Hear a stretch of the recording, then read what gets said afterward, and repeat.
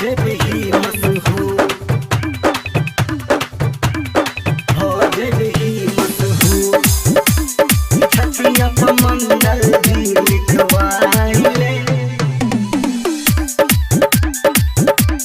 हो जब ही मशहूर, छतिया पर मंडल जी लिखवाइले, हो जब ही मशहूर। अरे जिया हो कि छतिया पर मंडल जी लिखवाइले, हो जब ही मशहूर। मंडल सयारी कले दुलारी छौने तोहर कसूर, बनेबो तोरा रानी चढ़ल छो जवानी प्यार देबो भरपूर। कि छतिया पर मंडल जी लिखवाइले, हो जब ही मशहूर। कि छतिया पर मंडल जी लिखवाइले, हो जब ही मशहूर। डीजे कंचन राज हाजीपुर वैशाली।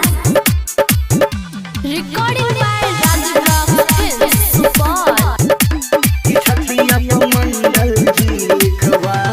चाहे छी तू जते गोरी ओते भेटतौ लभर, एना छटपटाने छौरी कर तू कनी सवर। पटना दिल्ली घूमे के मिलतौ मजा लेबो भरपूर। फेसबुक पर दिए है रील छौरी, इंस्टाग्राम पर दिए दी कि फोटो मंडल संग खिंचवाइले, टूटतो सबके गुरूर। कि छतिया पर मंडल जी लिखवाइले, हो जब ही मशहूर।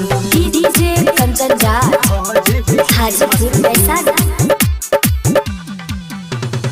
हो जब ही मशहूर, कि छतिया पर मंडल जी लिखवाइले। वायरल है वाला बात छोड़ी छो अखन ताजा, संजीव भंडार तो तोरा पिपरा वाला खाजा।